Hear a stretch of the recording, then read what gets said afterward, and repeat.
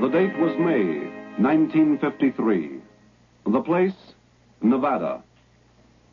And just outside the town of Las Vegas, at Nellis Air Force Base, a series of events took place. Events not included in routine airfield operations. The 280-millimeter guns were taken off their railroad flat cars and started on the 65-mile journey to the Atomic Energy Commission's Nevada Proving Ground, where they would provide the proof of their atomic might.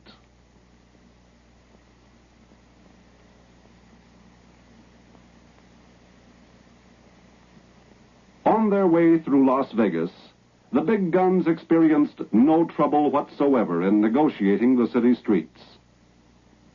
On the sharpest of turns, however, was where they really proved their mettle. Handled exactly like the biggest hook and ladder trucks of any fire department, but some 30 feet longer and many tons heavier, the guns took every twist and turn in stride. They are big, but flexible. Once out of Las Vegas, they settled down to the long grind north to the proving ground. During field operations involving the 280-millimeter gun, they travel in batteries, such as these. A battery consists of 2 guns. 3 batteries make up a battalion. The battalions provide support for field army or separate corps action. There are, with each battery, 9 support vehicles, acting as transports for gun personnel, supplies, and ammunition. In convoy on hard-topped highways, the guns can travel at 30 miles per hour, and in spite of their road weight of 76 tons, can use the standard Army bridges wherever necessary. 70 miles north of Las Vegas was the turnoff to the firing site. In 1944, when the original design specifications were drawn up, the gun was to have been a 240-millimeter weapon. However, these specifications were soon changed by the rapidly advancing artillery capabilities and the foreshadowing of the atomic age. Instead, were substituted the designs for a 280-millimeter weapon, with not only HE, but atomic firepower. In 1951, the gun was tested as a normal artillery piece at Aberdeen.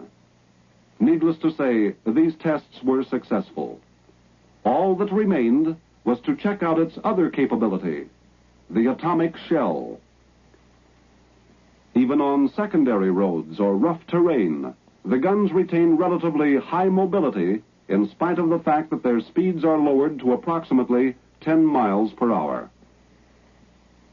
The main reason for this mobility are the prime movers connected to the front and the rear of each weapon.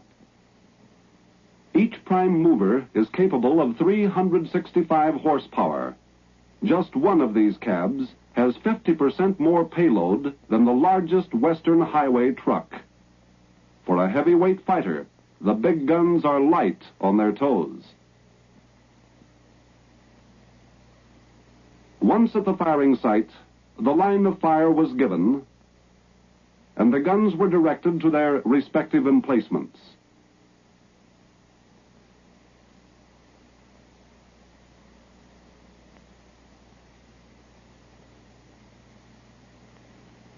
After getting into position, the rear cab lowers the gun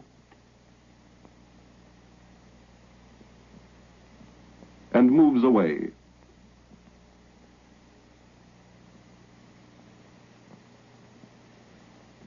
Then the front cab winches the tube into battery and moves away.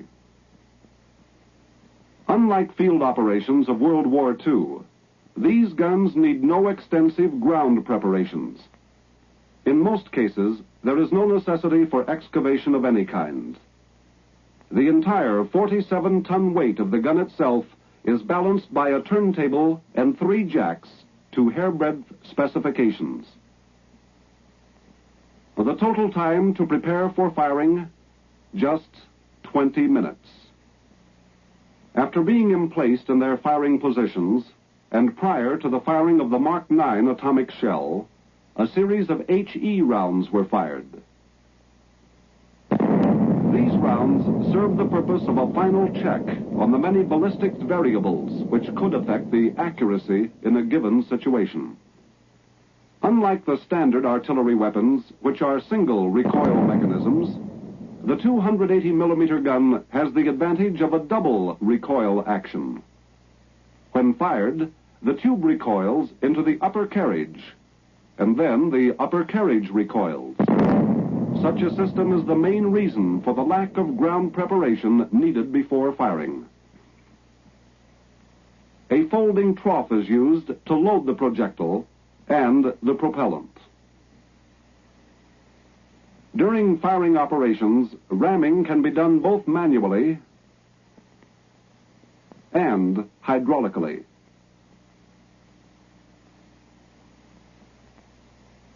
The gun is capable of a 360-degree traverse and can go to a maximum elevation of 55 degrees. The time for rehearsals and final checkouts is over now as 0 hour approaches. The big gun is ready to prove its atomic punch with the firing of the Mark 9 shell as one phase of Operation Upshot Knothole in the Nevada desert. Everything functions with a precision found in any capable, well-trained team. 0 hour is minutes away now. The projectile is prepared and brought to the gun.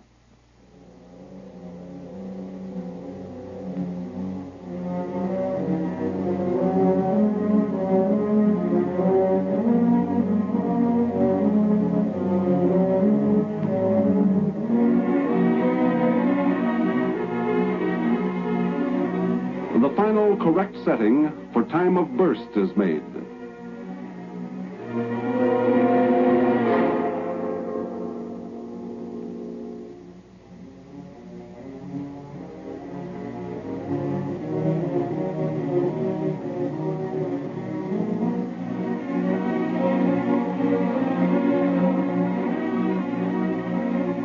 The breech closed and the primer inserted. Once loaded, the gun's elevation is set with a gunner's quadrant.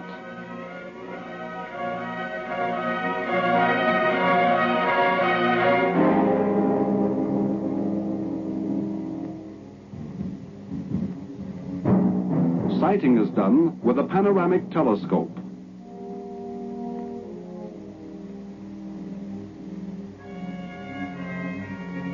As the last step, the primer is connected and continuity of timing and firing circuits is completed between the control point and the firing site.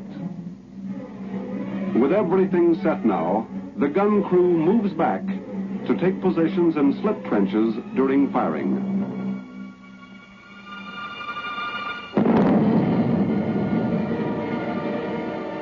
The time is 0830. The date, 25 May, 1953. 4, 3, 2, 1.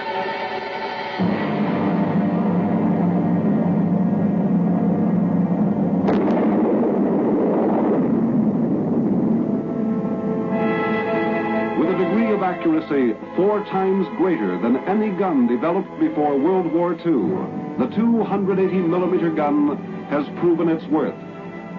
Capable of delivering the atomic shell some 13 miles under any weather condition, day or night, the big gun provides more accurate and damaging support to ground troops than any other gun in the recorded history of warfare.